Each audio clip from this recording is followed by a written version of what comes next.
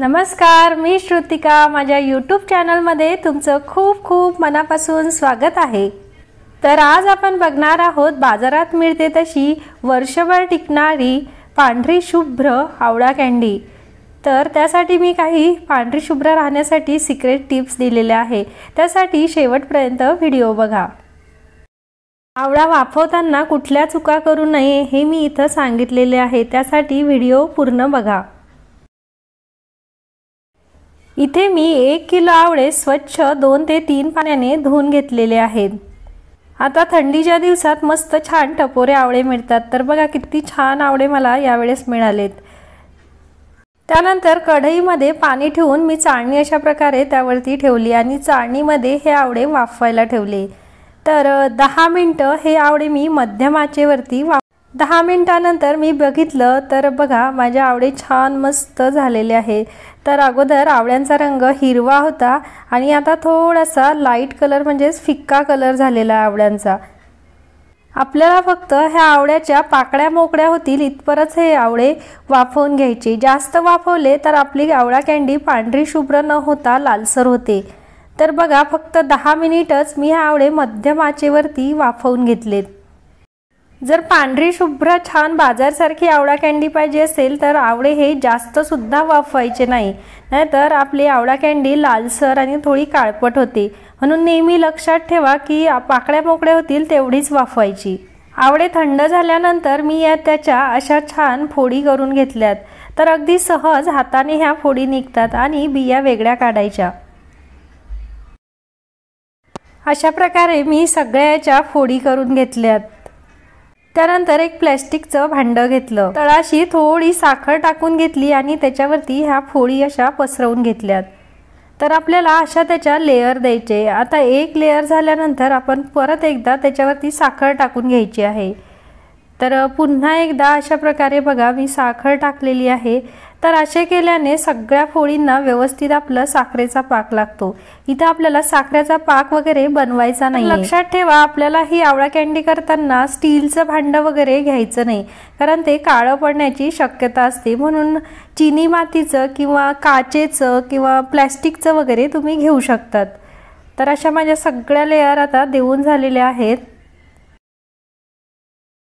आता 2 दिवस हे मिश्रण आपल्याला छान या साखरेमध्ये मुरू द्यायचे, पण आपल्याला हे मिश्रण सकाळ संध्याकाळ उघडून बघून ढवळून घ्यायचं आहे।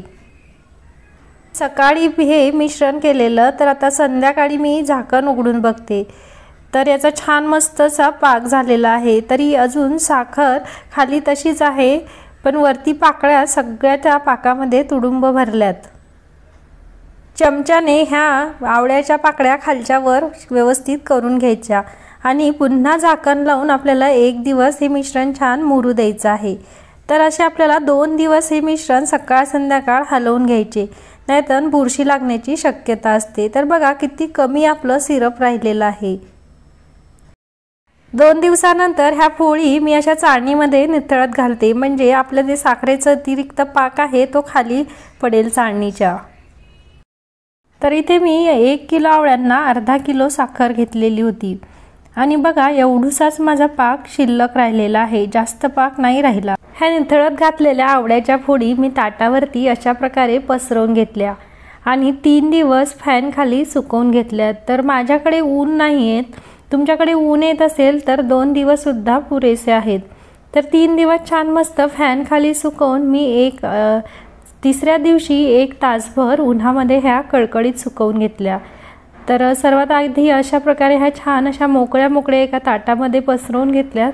तुम्ही शक्य होईल तर कपड्यावरती किंवा चिनी मातीच्या भांड्यावरती ह्या फोडी पसरवून घ्यायच्या। धातूच्या भांड्यावरती पसरवल्या तर ते भांडं काळं होण्याची शक्यता असते। 3 दिवस घरामध्ये फॅनमध्ये सुकवून 1 दिवस मी ह्या उन्हामध्ये सुकवल्यात। अशा टोटल 4 दिवस ह्या आवळा कँडी मी सुकवून घेतल्या आणि आता माझ्या छान मस्त सुकलेल्या आहेत। तर लक्षात ठेवा ह्या छान सुकल्या तरच वर्षभर टिकतात, नाहीतर याला बुरशी येण्याची शक्यता असते। तर बघा छान मस्त पांढऱ्या शुभ्र अशा कँडी तयार आहेत। जेव्हा आपण ह्या ओल्या होत्या तेव्हा खूप जाड दिसायच्या, तर आता बघा किती बारीक बारीक वाटतात ह्या आवळा कँडी। आता यामध्ये आपण अशी थोडीशी अर्धा पोहे खायचा चमचाभर साखर भुरभुरणार आहोत। त्याने छान आपली कँडी टेस्टी पण लागते आणि दिसायला पण छान मस्त पांढरी शुभ्र दिसते। तर असं हे छान आपण पिठी साखर याला छान चोळून घ्यायची आहे। तर बघा किती छान मस्त पांढरी शुभ्र आपली ही सेम बाजारसारखीच कँडी तयार झालेली आहे। मी सांगितलेल्या ट्रिक वापरून अशी आवळा कँडी तुम्ही केली तर तुमची सुद्धा अशीच होईल। तर तुम्ही सुद्धा करा आणि मला कशी झाली कमेंटद्वारे कळवा। माझ्या रेसिपी तुम्हाला आवडत असतील तर लाईक करा, शेअर करा आणि सबस्क्राईब करा। चला तर मग पुन्हा भेटूया।